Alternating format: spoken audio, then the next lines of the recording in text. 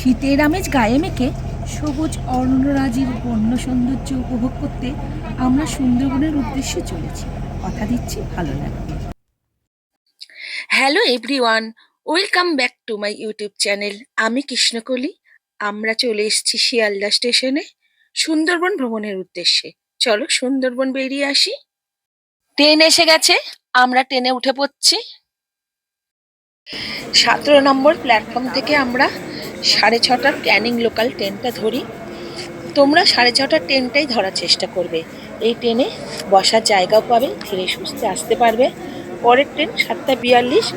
আমাদের লঞ্চ কিন্তু 7:42-এর প্যাসেঞ্জারদের নিয়েই যাত্রা করবে, তবে একটু হুড়োহুড়ি থাকে। আমাদের ট্যুরটা ছিল 2 রাত্রি 3 দিনের। আমরা ট্রাভেল ট্যুরিস্ট এজেন্সির সঙ্গে যোগাযোগ করি, যেই কথা সেই কাজ। আমরা ক্যানিং স্টেশনে পৌঁছে গেছি। ট্রেন লাইন ক্রস করে আমরা ট্রাভেল এজেন্সির কথা মতো মা বনবিবির মন্দিরের সামনে অপেক্ষা করতে থাকলাম অটোর জন্য। এখান থেকেই আমাদের নিজেদের দায়িত্ব শেষ, সমস্ত দায়িত্ব ট্রাভেল এজেন্সির। সেখান থেকে একটা নির্দিষ্ট অটো আমাদের পিক আপ করে সোনাখালি লঞ্চ ঘাটে পৌঁছে দেবে। আমরা অটোতে উঠে বসি। এই রাস্তাটা অনেকটা। আমাদের অটোটা সোনাখালি লঞ্চ ঘাটের একটু আগে এসে থেমে যায়। সেখান থেকে নেমে আমরা সোনাখালি লঞ্চ ঘাটে হেঁটে হেঁটে যাই। লঞ্চ ঘাটে পৌঁছে দেখি অনেক লঞ্চ সারি সারি দাঁড়িয়ে রয়েছে, খুব সুন্দর লাগছিল দেখতে। আমরা এখন লঞ্চে উঠছি। এই যে লঞ্চটা আমাদের। এই লঞ্চের যাত্রী সংখ্যা ছিল 40 জন। কিছুক্ষণ অপেক্ষা করার পর সমস্ত যাত্রীদের নিয়ে লঞ্চ ছেড়ে দেয় বেলা 11টার সময়। এই লঞ্চের দুটো পার্ট আছে, আপার আর লোয়ার পার্ট। আপার পার্টে যাত্রীদের বসার জায়গা রয়েছে, আর লোয়ার পার্টে বেড পাতা আছে। ওপরে বসে থাকতে থাকতে ক্লান্তি লাগলে নিচে এসে শোয়া যেতে পারে। এখানে আমাদের সমস্ত লাগেজও রাখা আছে। সাইডে জানালা আছে, সেখান থেকে সুন্দর ভিউ দেখা যায়। ঢোকার দুপাশে ওয়াশরুম রয়েছে, সব ব্যবস্থাই ওকে। আর রান্না বান্না সব হয় লোয়ার পার্টে, সেখানে একটা কিচেনও আছে। আমাদের ব্রেকফাস্ট দিয়ে দিয়েছে কচুরি, আলুর দম আর মোয়া।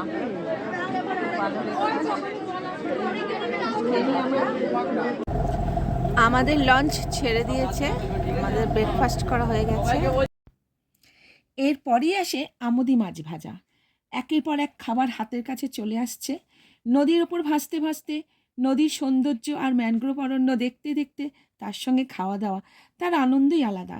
এরপরে আসে চা। পৃথিবীর সবচেয়ে বড় ম্যানগ্রোভ অরণ্য হলো সুন্দরবন। 26,000 বর্গ কিলোমিটারের মধ্যে প্রায় 63% আছে বাংলাদেশের মধ্যে, আর বাকি 37% আছে আমাদের ভারতবর্ষে।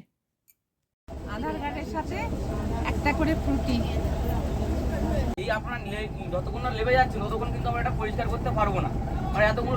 এই ছেলেটি আমাদের লঞ্চে আমাদের দেখাশোনার দায়িত্বে ছিল। লঞ্চের নিয়মকানুন সব আমাদের বলে বলে দিচ্ছিল। আমাদের দিয়েছে আমুদি মাছ ভাজা দিয়েছে আমাদের। এই দেখো, এই যে খুব সুন্দর।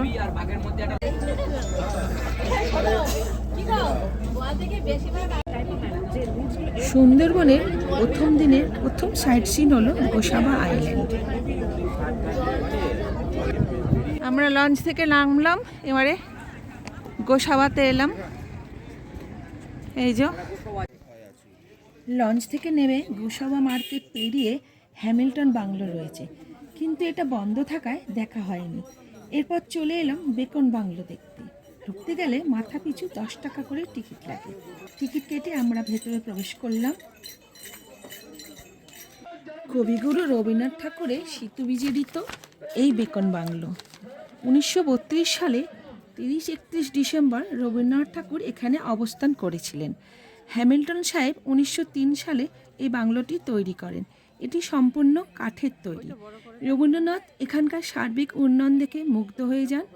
তিনি হ্যামিল্টন সাহেবের সঙ্গে অর্থনৈতিক এবং শিক্ষাগত উন্নয়নের নিয়ে নানা আলোচনা করে থাকেন।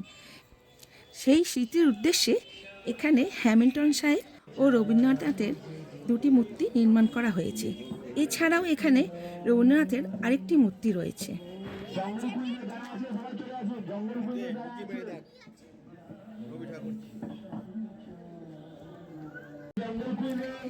এখানে পৌঁছে করেই একটা শান্তিনিকেতনের মতো অনুভব হচ্ছিল। কেউ কেউ রবীন্দ্রসঙ্গীতও গাইছিল। সমস্ত পরিবেশটা ছিল শান্ত, খুব ভালো লাগছিল এখানে এসে আমার।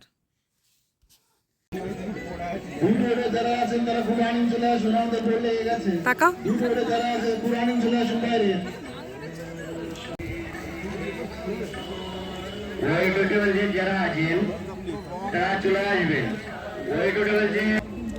আমরা আবার বোটে উঠে পড়ছি, আমাদের দেখা হয়ে গেছে। আমরা আবার লঞ্চে উঠে পড়েছি, লঞ্চ ছেড়ে দিয়েছে। সবাই খেতে বসে গেছি, আসছে খাবার দাবার আসছে। আমরা লাঞ্চ খেতে বসে গেছি। ফুলকপি তরকারি, ডাল, আলু ভাজা, এরপরে মাছ আসবে, মাছের পিস দিয়ে গেছে। খাওয়া দাওয়া খুব সুন্দর, খুব সুন্দর।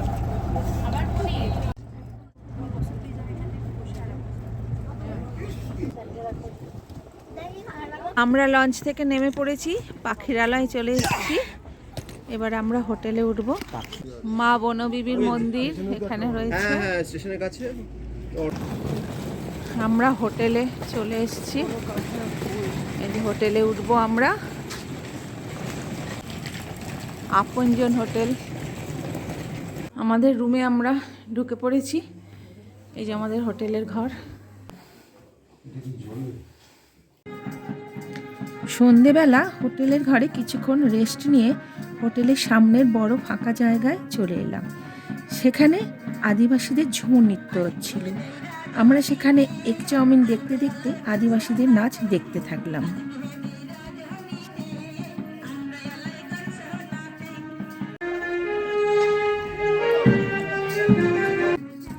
আমিও নাচে অংশগ্রহণ করলাম, কিছুক্ষণ নাচলাম ওদের সঙ্গে।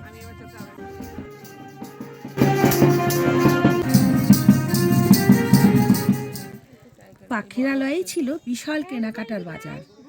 আমরাও ঝুমুর নাচ দেখার পরেই বেরোলাম কিছু কেনাকাটার উদ্দেশ্যে।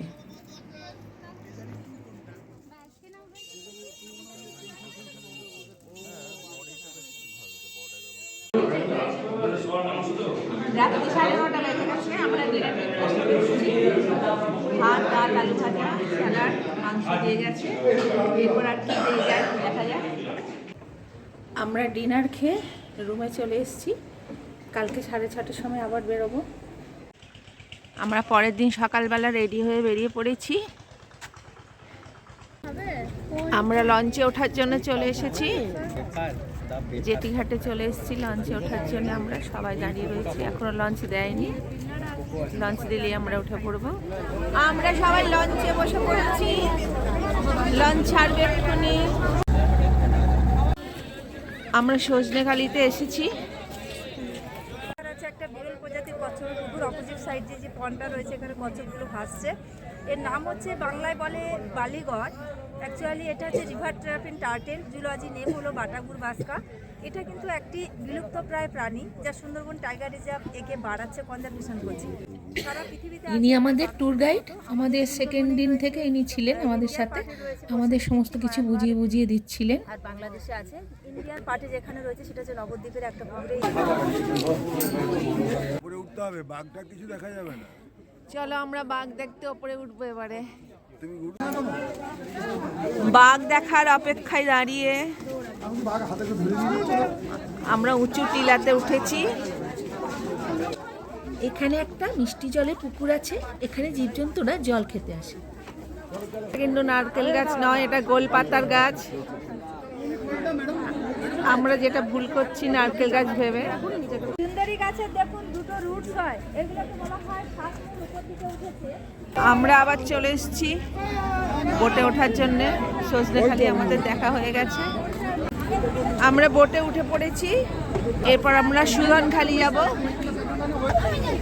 এই যে আমার কন্যাটি, এটা আর ওটি আমার পুত্র। এখানে আমার মিস্টার বসে রয়েছে। প্লেসটার তিনটে নদীর একটি সঙ্গম আছে, এটা হেড অফিস, তাই এতটা লেট হলো। বোট থেকে আমরা নেমে গেছি, আমরা এবার সুধনখালিতে যাচ্ছি। এই হচ্ছে বন দেবী বা বনদেবী, ওনার ভাই হচ্ছে সাহা জঙ্গলি, এই হচ্ছে দুঃখে, আর দক্ষিণটাই হচ্ছে দক্ষিণবঙ্গের মানুষ দক্ষিণ রায় বলে। আমরা ওয়াচ টাওয়ারে উঠছি, এখানে যদি বাঘ দেখতে পাওয়া যাক। সুন্দরী গাছের শ্বাসমূল, গর্জন গাছের ঠেসমূল আর কাঁকড়া গাছের লাল কাঁকড়ার মতো লাল ফুল দেখলাম। এখানে 84 প্রজাতির গাছ রয়েছে। খলসি গাছে যখন ফুল হয় তখন অন্য কোনো গাছে ফুল হয় না, তাই খলসির মধু পিওর মধু বলা হয়। এর দামও অনেক বেশি।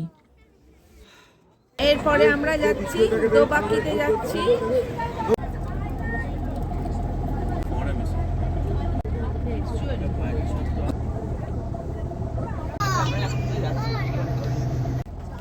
গরম গরম চিংড়ি মাছের পকোড়া এসে গেছে। আমরা দোবাকিতে ঢুকছি, দোবাকি পৌঁছে গেছি। দুপাশে 12 থেকে 13 ফুট উঁচু ফেন্স করা রয়েছে। আমরা রয়েছি খাঁচার মধ্যে, আর বন্যজন্তুরা রয়েছে খাঁচার বাইরে। দুর্দান্ত অভিজ্ঞতা। হাই হরিণ, স্মাইল হরিণ। আমরা লঞ্চে উঠে পড়েছি, লাঞ্চের সময় হয়ে গেছে।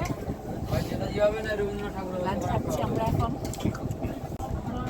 পাবদা মাছ রয়েছে, ভেটকি মাছ, ডাল, আলু ভাজা। আমরা লঞ্চ থেকে নেমে গেছি, এবারে আমরা ঝড়খালি যাচ্ছি। চলো, এটা মার্কেট, এই যে পানের শপ। এটা এখানে টিকিট কেটে ঢুকতে হয় আমাদের। এই গেট, পার্কে রেস্কিউ টাইগারকে রাখা হয়। কুমির দেখা যাচ্ছে দূরে একটা, এই যে শুয়ে রয়েছে। এই আর একটা কুমির, এই যে রোদ পোহাচ্ছে, হাঁ করে আছে। বাঘ দেখার চেষ্টা হচ্ছে কিন্তু বোঝা যাচ্ছে না। ওই এক প্রান্তে বাঘ বসে আছে, কিছুই বোঝা যাচ্ছে না। আমরা আবার লঞ্চে চলে এসেছি ঝড়খালি থেকে। আবার পাখিরালয়ে ব্যাক করছি আমরা। আমাদের সেকেন্ড ডে পাখিরালয় গিয়ে ওখানে থামবে। ঝড়খালিতে আমরা বাঘ দেখতে পাইনি, কুমির অনেক দেখেছি। কুমির অনেক ছিল, আর বিশেষ কিছু ছিল না সেখানে, একটা পার্কের মতো। লঞ্চ থেকে নেমে পড়েছি, এবারে পাখিরালয়ে যাব। আমরা আমাদের গেস্ট হাউসে ফিরে যাচ্ছি লঞ্চ থেকে নেমে। রাত্রি 9টা বেজে গেছে, আমরা ডিনার টেবিলে চলে এসেছি। আজকের menu fried rice, chilli chicken, salad. কালকে আমরা ব্যাক করবো। এটা আমাদের এখানে লাস্ট ডিনার। এখানে আমরা রেডি হয়ে গেছি। আজকে হ্যাপি নিউ ইয়ার, 1 জানুয়ারি 2026। আমাদের আজকে ডে 3। আমরা সবাই রেডি হয়ে বেরিয়ে পড়ছি। আমাদের চা এসে গেছে এখানে, আমরা চা খাচ্ছি এখন, বিস্কুট চা।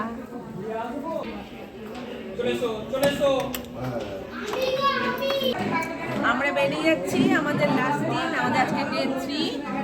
আমরা লঞ্চে উঠবো, লঞ্চ আসেনি এখনো। আমাদের আজকে ডে 3-তে আমরা সাইট সিন দেখবো কিছু। আমরা সবাই লঞ্চের দিকে যাচ্ছি, সবাই আজকে লাস্ট দিন, ওই জন্য আমরা সব জিনিসপত্র নিয়ে একসাথে চলছি। লঞ্চ ঘাটে আমরা চলে এসেছি, লঞ্চে উঠবো। আমরা সবাই লঞ্চে উঠে পড়েছি, লঞ্চ ছেড়ে দিয়েছে।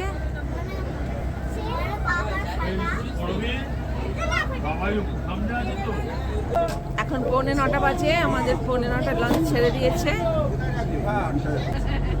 এই যে আমার কন্যাটি, বলো কেমন লাগছে তোমার সুন্দরবন ভ্রমণ? তোমাদের কেমন লাগছে?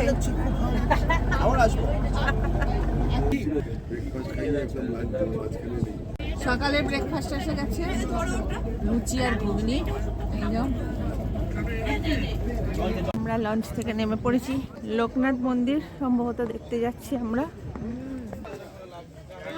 আমরা লোকনাথ মন্দির দেখতে চলেছি। চলো,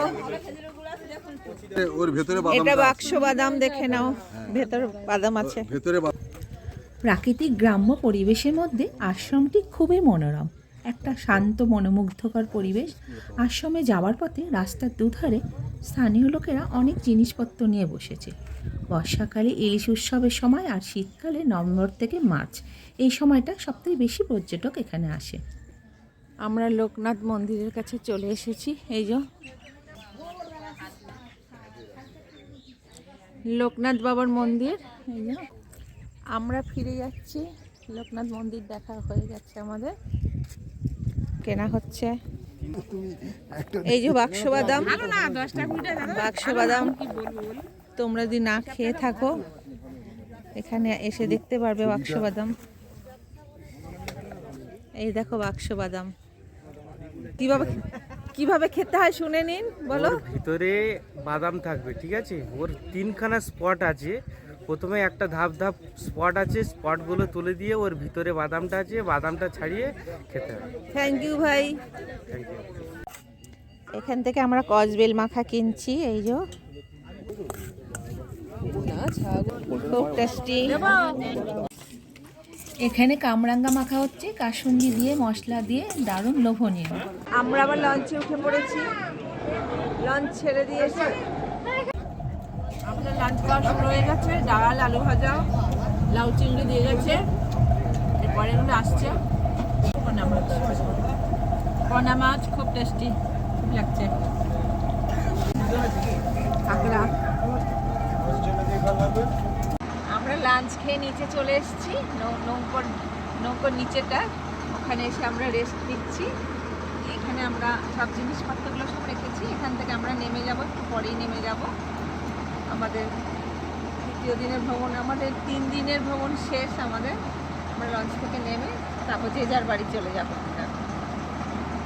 এখানে আমাদের সবাইকার লাগেজ রয়েছে, সবাই এখানে রেখে দিয়েছে। আর বাকি যারা আছে তাদের অনেকের ওপরে খাওয়া দাওয়া চলছে, আমরা নিচে চলে এসেছি খেয়ে দিয়ে।